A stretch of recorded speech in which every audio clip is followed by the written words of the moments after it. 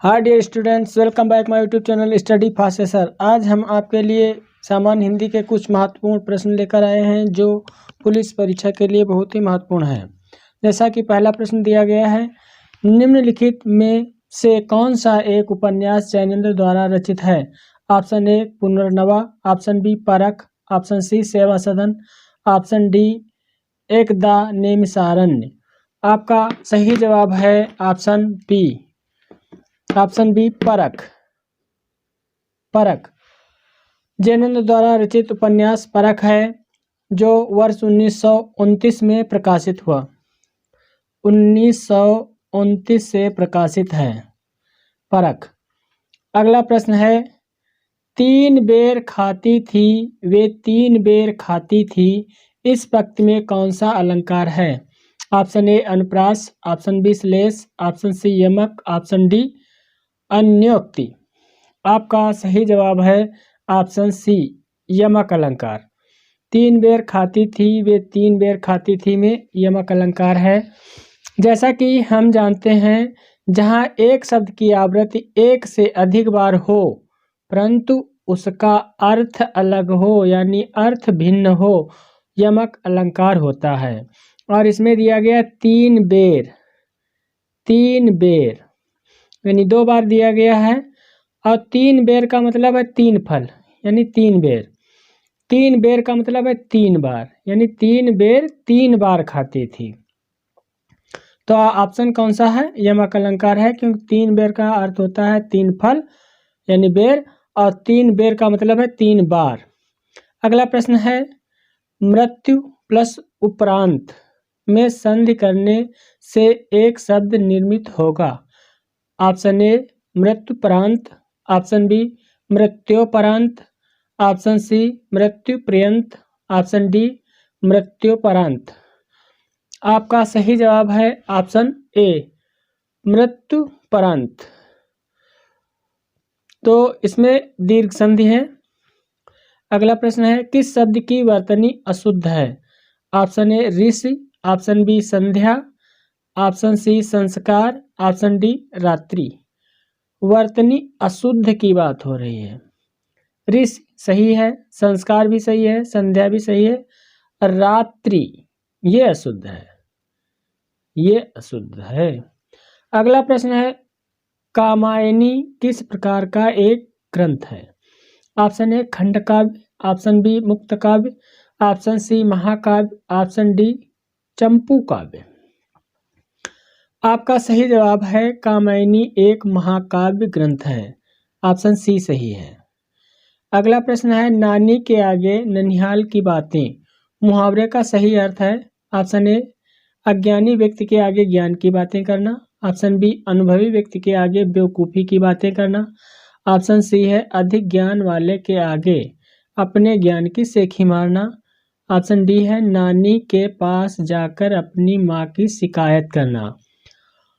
अब इस प्रश्न में ऑप्शन सी सही है, अधिक ज्ञान वाले के आगे अपनी ज्ञान की सेखी मारना।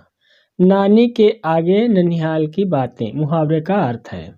ऑप्शन सी सही है। अगला प्रश्न है, दु उपसर्ग किस शब्द में नहीं है? ऑप्शन ए दुर्गम, ऑप्शन बी दुर्लभ, ऑप्शन सी दुर्दिन, ऑप्शन डी दुलारा। दु उपसर्ग ऑप्शन ए में दु उपसर्ग है, बी में भी दु उपसर्ग है, सी में भी है, लेकिन दुलारा में नहीं है, दु उपसर्ग नहीं है। तो ऑप्शन डी सही है। अगला प्रश्न है, किस समूह में सभी शब्द रंग के पर्यायवाची हैं? ऑप्शन ए दरिद्र, कंगाल, रंध्र, रक्षा। ऑप्शन बी कंगाल, अकिंचन, धनवान, दरिद्र। ऑप्शन सी दरिद्र, कंगाल, निर्धन, अकिंचन। ऑप्शन डी धनवान, धनहीन, निर्धन, कंगाल। पूछ क्या रहा? रंग के पर्यायवाची पूछ रहा है, और रंग के पर्यायवाची कौन से होते हैं? दरिद्र, कंगाल, निर्धन, अकिंचन। तो ऑप्शन सी सही है। ऑप्शन सी सही है। अगला प्रश्न है, सामासिक पद अष्टाध्यायी के सही विग्रह को चुने। ऑप्शन ए अष्ट और अध्याय, ऑप्शन बी 8 हैं जो अध्याय, ऑप्शन सी 8 अध्यायों का समाहार, ऑप्शन डी 8 हैं अध्याय। आपका सही जवाब है ऑप्शन सी अष्टाध्यायी यानी 8 अध्यायों का समाहार। एक द्विगु समास है, 8 अध्यायों का समाहार है। कौन सा समास है? द्विगु समास है। द्विगु समास में पहले अंक दिए होते हैं। 10 जने की लाठी 1 जने का बोझ लोकोक्त का सही अर्थ है। ऑप्शन ए मांग कर खाना, ऑप्शन बी सबकी सेवा व्यर्थ करने वाला, ऑप्शन सी दूसरे के भरोसे रहना, ऑप्शन डी सहयोग से काम आसानी से होता है। आपका सही जवाब है ऑप्शन डी 10 जने की लाठी 1 जने का बोझ का अर्थ होता है सहयोग से काम आसानी से होना। अगला प्रश्न है निम्नलिखित में से कौन सा शब्द प्रभावी का विलोम नहीं है? ऑप्शन ए अप्रभावी, पूछ रहा है विलोम नहीं है, ये पूछ रहा है। अप्रभावी, निष्प्रभावी, अप्रयुक्त, प्रभाव शून्य। विलोम प्रभावी का विलोम निष्प्रभावी होता है, प्रभावी का विलोम प्रभाव शून्य होता है, अप्रभावी होता है, लेकिन अप्रयुक्त प्रभावी का विलोम नहीं होता है, इसलिए ऑप्शन सी सही है। अगला प्रश्न है सही शब्द चुनकर रिक्त स्थान की पूर्ति कीजिए।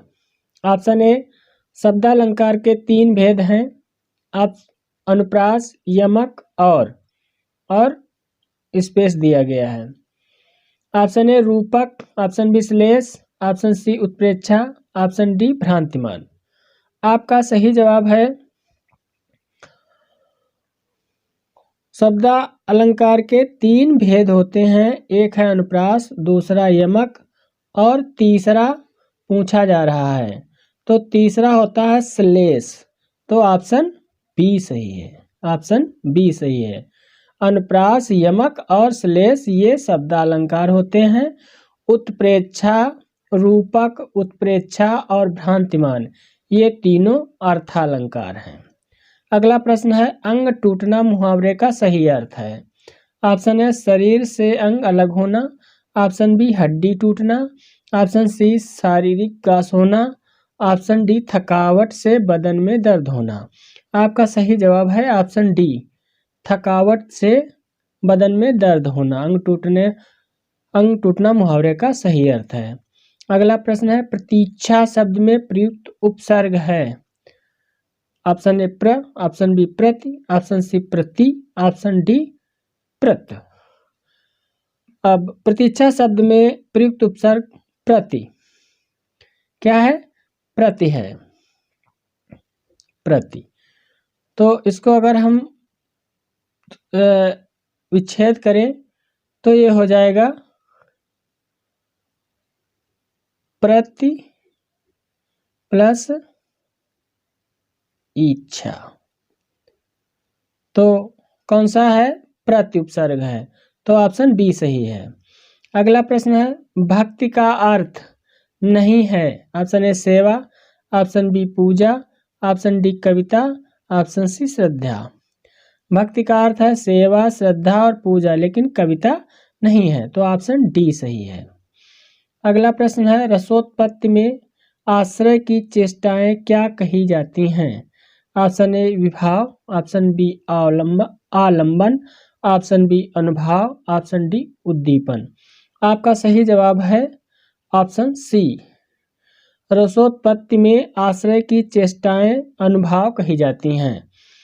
अगला प्रश्न है पोखर का तत्सम रूप है। ऑप्शन ए पुष्कर, ऑप्शन बी प्रखर, ऑप्शन सी पोषक, ऑप्शन डी प्रकर। प्रकर आपका सही जवाब है पुष्कर। पोखर का तत्सम पुष्कर होता है। अगला प्रश्न है आंख का नीर ढल जाना मुहावरे का सही अर्थ है। ऑप्शन ए मरते समय आंसू बहाना, ऑप्शन बी निर्लज्ज हो जाना, ऑप्शन सी निरुत्साहित होना, ऑप्शन डी निष्प्रभ होना। आपका सही जवाब है निर्लज्ज हो जाना। आँख का नीर ढल जाने का अर्थ होता है निर्लज्ज हो जाना। अगला प्रश्न है पाश्चात्य शब्द का विलोम है। ऑप्शन ए परिष्कृत, ऑप्शन बी पारदर्शी, ऑप्शन सी पौरसत्य, ऑप्शन डी पुलस्त। आपका सही जवाब है ऑप्शन सी पौरसत्य। पाश्चात्य शब्द का विलोम पौरसत्य है। अगला प्रश्न है आग का पर्यायवाची शब्द नहीं है। ऑप्शन ए अनल, ऑप्शन बी पावक, ऑप्शन सी व्योम, ऑप्शन डी कृसान। जैसा कि हम जानते हैं अनल, पावक, कृसान ये आग के पर्यायवाची हैं लेकिन व्योम नहीं है। अगला प्रश्न है तो ऑप्शन सी सही है। अगला प्रश्न है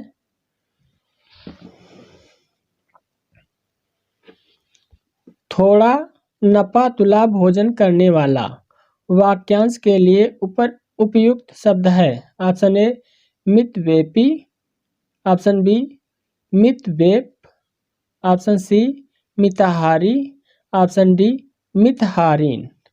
आपका सही जवाब है ऑप्शन सी मिताहारी। मिताहारी यानी थोड़ा या नपा तुला भोजन करने वाला मिताहारी कहलाता है। अगला प्रश्न है हिमालय के आंगन में उसे प्रथम किरणों का दे उपहार।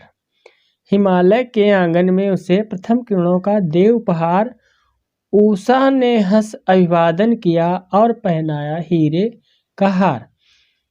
प्रस्तुत पंक्ति के रचयिता हैं option A Ramdhari Singh Dinkar, option B Makhanlal Chaturvedi, option C Jaishankar Prasad, option D Maithili Sharan Gupt. आपका सही जवाब है ऑप्शन सी जयशंकर प्रसाद। जयशंकर। ये पंक्तियां कामायनी महाकाव्य से ली गई हैं। अगला प्रश्न है उत्पादक जमीन हेतु एक शब्द है। ऑप्शन ए खेतिहर, ऑप्शन बी कृषिपूर्ण, ऑप्शन सी नम, ऑप्शन डी उर्वरा। आपका सही जवाब है ऑप्शन डी उर्वरा, यानी उत्पादक जमीन के लिए एक शब्द उर्वरा होता है। यदि हमारे द्वारा बताए गए प्रश्न आपको परीक्षा उपयोगी लगे तो कृपया लाइक और शेयर अवश्य करें। धन्यवाद।